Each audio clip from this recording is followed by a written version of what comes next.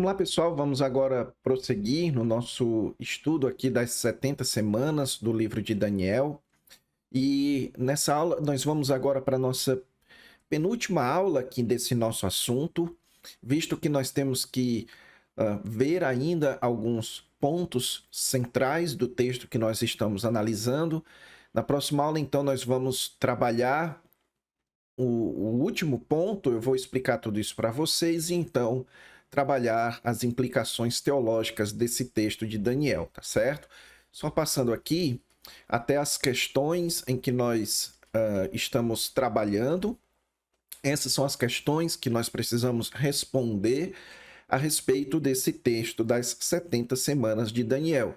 A primeira que nós respondemos foi a respeito de como utilizar a contagem do tempo, como literal ou simbólico. E eu, então, expliquei para vocês que o propósito do texto, o propósito literário, digamos assim, não é dar a você uma cronologia precisa, não é dar a você um tempo exatamente como as coisas vão acontecer, ok? Então, note que são números fechados aqui, 70 semanas, dividido em alguns blocos.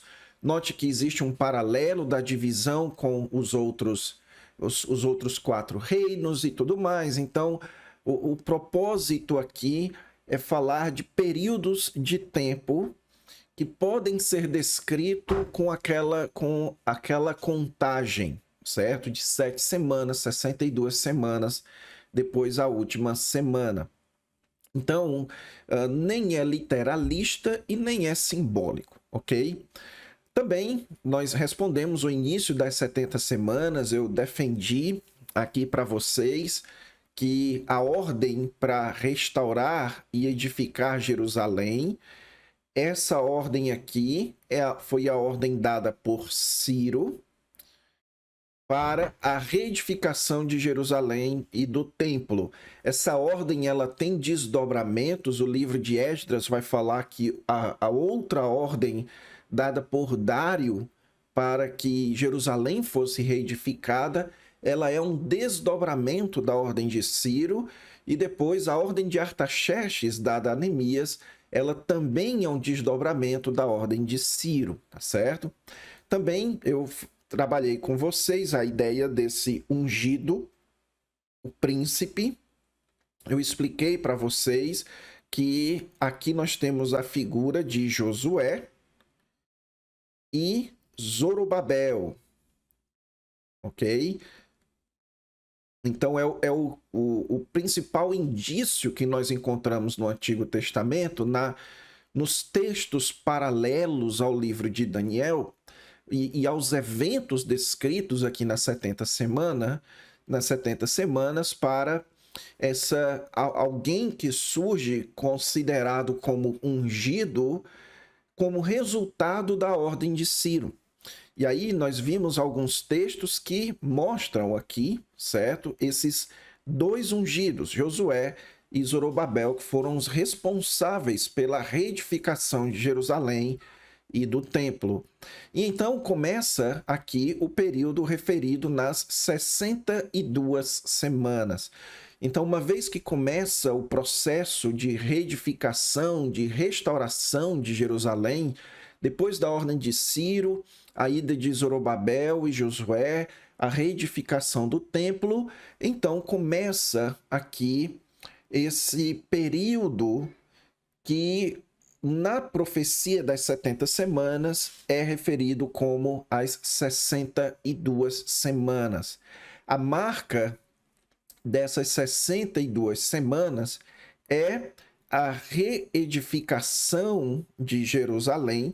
Note que agora ele fala das praças e das circunvalações, ou seja, aqui nós temos a reedificação da cidade de Jerusalém, não apenas do templo, mas também da própria cidade.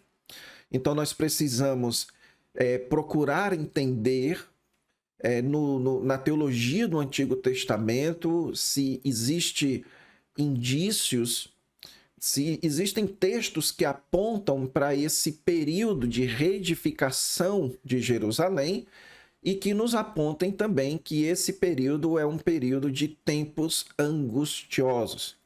E de fato nós encontramos, especialmente no livro de Neemias. Os livros de Esdras e Neemias são livros que descrevem esse período aqui. Você vai notar que os dois livros começam com decretos, um de Dário, outro de Artaxerxes, e esses dois decretos são decretos ligados ao decreto de Ciro, são desdobramentos do decreto de Ciro, e então existe esse movimento para a reedificação de Jerusalém, sendo que no livro de Esdras, que fala a respeito de Josué e Zorobabel, o foco é mais no templo, na restituição do sistema sacrificial, na restituição da lei. No livro de Neemias, a preocupação é justamente com os muros da cidade, com as praças, com as casas da cidade. E não apenas nesses dois livros, mas você tem outros livros também dos profetas pós-exílicos que trabalham em torno dessa temática da reconstrução de Jerusalém. Então, nós temos claramente aqui esse período que vai desde o quinto século até o segundo século antes de Cristo, que marca a reconstrução de Jerusalém. Em Neemias capítulo 4, versículo 12, então nós encontramos aqui que quando os judeus que habitavam na vizinhança deles 10 vezes nos disseram: de todos os lugares onde moram, subirão contra nós. Ou seja, a reconstrução de Jerusalém não foi pacífica, foi em tempos angustiosos. O livro de Neemias vai mostrar, inclusive, Neemias incentivando os homens a trabalharem armados. Havia o medo das invasões. O próprio texto de Neemias, num dos textos que pouca gente dá atenção, mas que é um texto extremamente importante na teologia do Antigo Testamento, especialmente nesse período pós-exílio, é esse texto aqui, de Neemias capítulo 9, versículos 36 e 37, que diz o seguinte: eis que hoje somos servos na terra que deste a nossos pais para comerem o seu fruto e os seus bens, eis que somos servos nelas. Seus abundantes produtos são para os reis que puseste sobre nós por causa dos nossos pecados. E segundo a sua vontade, dominam sobre o nosso corpo e sobre o nosso gado.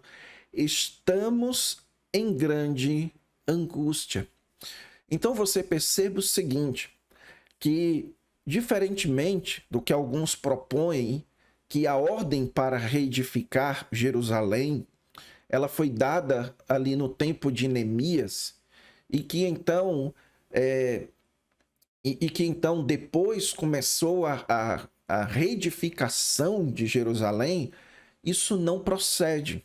O que nós encontramos no Antigo Testamento é a ordem para reedificar Jerusalém, que foi dada por Ciro, e como desdobramento dessa ordem, nós temos o trabalho de Zorobabel e Josué, com uma ordem de Dário, e depois a ordem de Artaxerxes, para que Neemias liderasse esse processo de reconstrução. Então, o livro de Neemias é o livro que descreve esse, ou pelo menos parte desse período descrito pelas 62 semanas, um período de por volta de 430 anos, em que Jerusalém foi reconstruída, certo?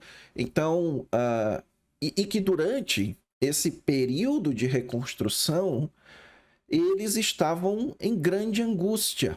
Note aqui que no texto de Daniel é dito que eles reedificarão, mas em tempos angustiosos, e aqui o próprio Neemias dizendo: estamos em grande angústia.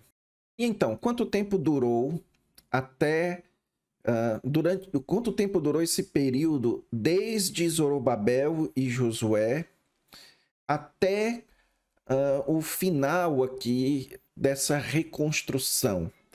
Se nós formos colocar o final dessa reconstrução, como alguns estudiosos sugerem, sendo por volta do ano 170 a.C., nós temos aí por volta de 360 anos.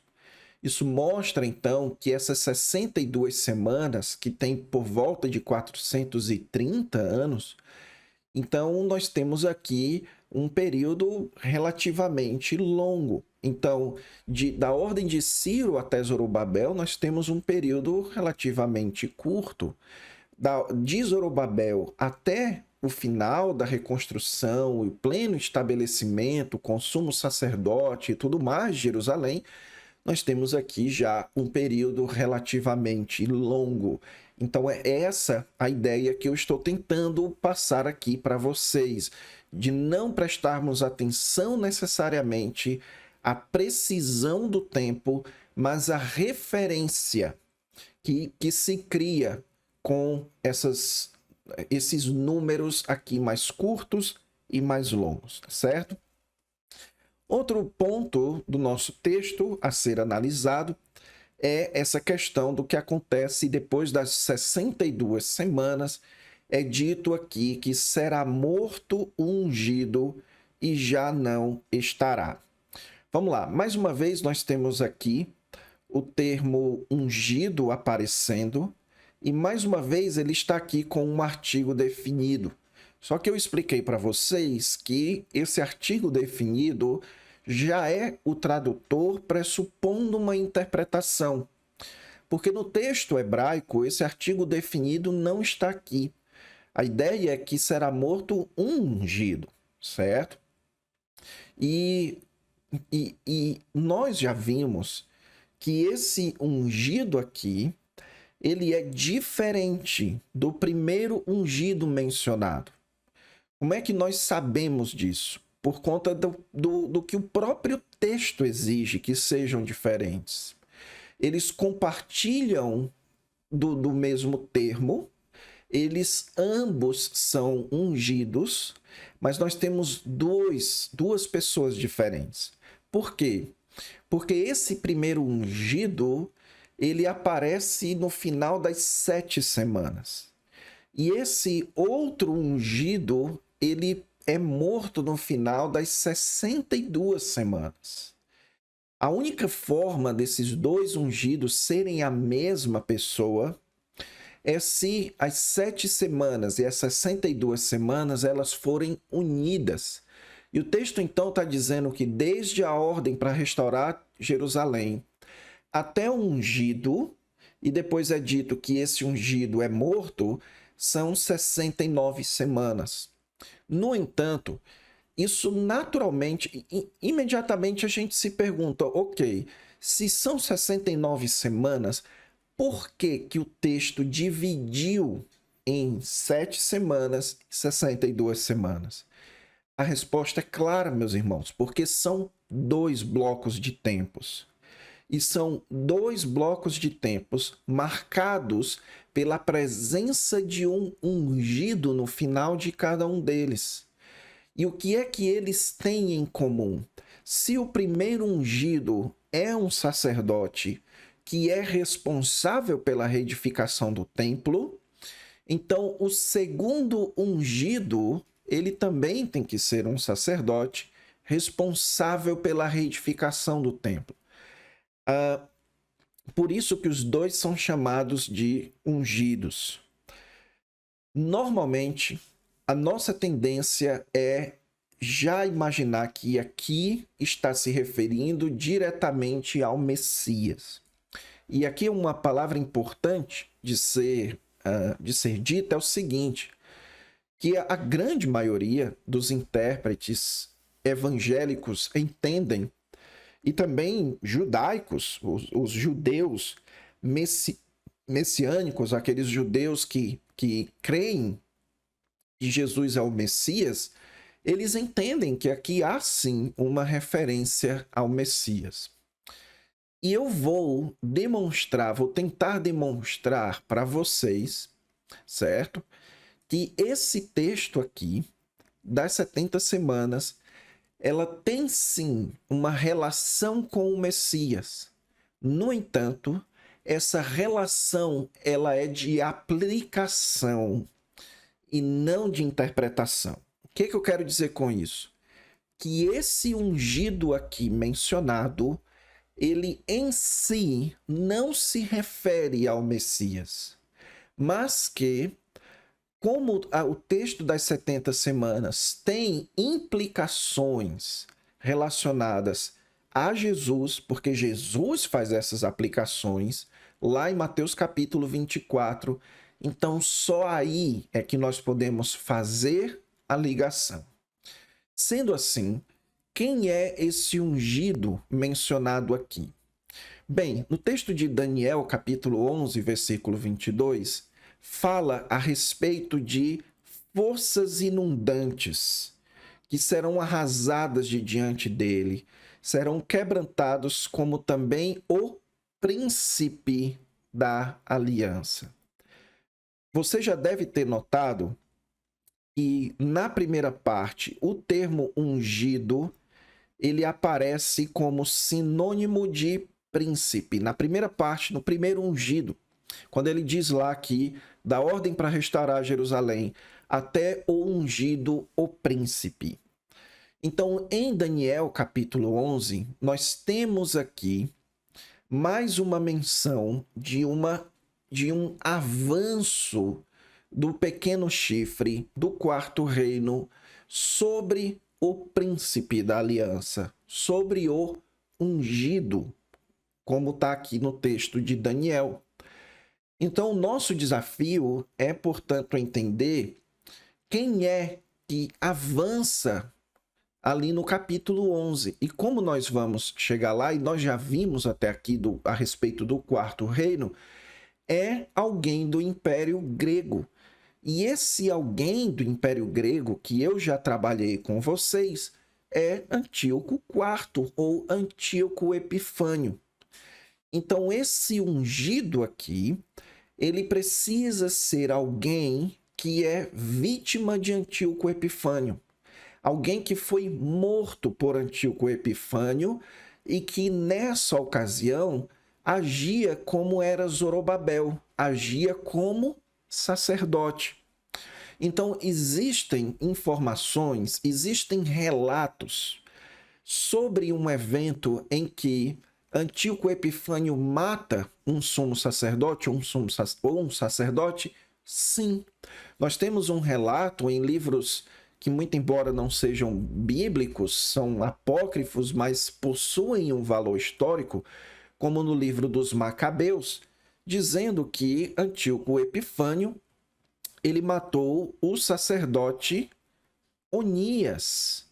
Então, o sumo sacerdote Onias, ele foi morto no ano 171 antes de Cristo. E coincidentemente, e logicamente não é uma coincidência, o domínio de Antíoco Epifânio vai de 171 até o ano 164 a.C., precisamente 7 anos. E o que marca esse início dos 7 anos do avanço de Antíoco Epifânio sobre os judeus? É a morte do sumo sacerdote Onias. Então, esse ungido, esse príncipe aqui, que é morto por Antíoco Epifânio, eu entendo que é o sumo sacerdote Onias. Então isso significa dizer que esse texto aqui não tem nada a ver com Jesus? Não é bem isso. Esse texto tem sim a ver com Jesus. Mais uma vez, lembre-se, Jesus utiliza esse texto de Daniel para se referir à sua vinda, ok? Não apenas Jesus, como também o apóstolo Paulo em 2 Tessalonicenses capítulo 2, utiliza esse texto de Daniel para se referir a eventos a respeito da segunda vinda de Cristo, ok? Mas o que não há relação aqui é com a morte de Jesus. Esse é o ponto. Esse ungido que é morto aqui não é a crucificação de Jesus, mas sim a morte de um sumo sacerdote. E que essa morte do sumo sacerdote, ela marca o início da última semana, o final desse período de paz, ou não de paz, mas de reedificação angustiosa, e inicia a última semana. E o que quer dizer aqui que será morto ungido e já não estará? A ideia é que ele já não terá mais nada para oficiar, para trabalhar como um ungido, como um príncipe da aliança, ou como um sacerdote.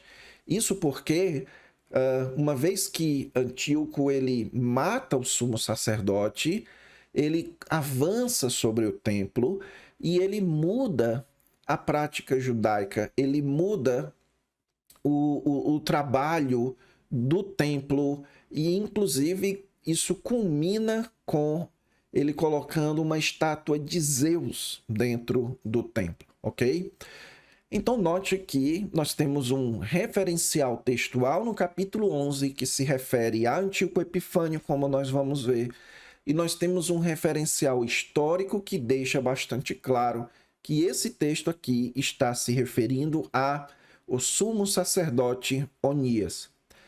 Isso significa dizer que nós podemos fechar a questão, que eu não posso estar errado? Não, ok? Eu posso estar equivocado, pode ser que com mais estudo mais para frente eu venha a mudar de opinião, mas no momento é o que eu entendo para onde as evidências estão melhor levando, ok? E então, nós temos aqui a identidade do príncipe que há de vir. Quem é esse príncipe que há de vir? Bem, alguns sugerem que esse príncipe aqui é o próprio ungido, né? E que se refere a Jesus. Jesus é esse príncipe que há de vir, que vai encerrar os sacrifícios judaicos, o que para mim é a interpretação mais absurda possível aqui desse texto. Claramente, esse príncipe que há de vir é quem vai provocar a morte do ungido e então avançar contra o templo. Depois de toda a reconstrução, ele é quem vai avançar sobre o templo. E aí nós não temos muito aqui o que discutir. Quem nós temos aqui é alguém do quarto reino. Veja que ele será alguém que vai fazer tudo em pedaços e mais para frente, como a gente vai ver, ó, ele é alguém marcado por destruir, certo? O príncipe que há de vir destruirá. Então, o quarto reino é alguém que faz em pedaços, é alguém que profere palavras contra o Altíssimo. Esse daqui é do último animal, em Daniel capítulo 7. Ele vai mudar os tempos e as leis, como nós vamos ver na próxima aula. Os santos lhes serão entregues nas mãos. Depois, no capítulo 8, o urso, o último animal, você tem o pequeno chifre ali. Ele causará muitas destruições. Ele destruirá os poderosos, certo? Ele destruirá muitos que vivem despreocupadamente. Então, levantar-se-á contra o príncipe dos príncipes. Note aqui, mais uma vez, o termo príncipe, que é sinônimo de ungido, mas será quebrado sem esforço. Então, quem é esse que nós temos visto que o livro de Daniel se refere? Nós temos aqui a figura de Antíoco IV, ok? E, mais uma vez, pessoal, na próxima aula nós vamos entrar nesse ponto, mas não custa nada lembrar você. Não é porque esse texto aqui está falando de Antíoco IV que essa profecia se encerra ali. Seria um absurdo eu dizer isso para vocês, diante do fato de que o Novo Testamento, utiliza da profecia de Daniel, ok? Então, o nosso desafio aqui é tentar entender como é que essa profecia, que se refere desde o decreto de Ciro até o avanço de Antíoco Epifânio sobre os israelitas e sobre o templo, como é que esse período de tempo ainda pode ser usado no Novo Testamento. E sobre isso nós vamos trabalhar na próxima aula, tá bom? Então fique com Deus e até lá.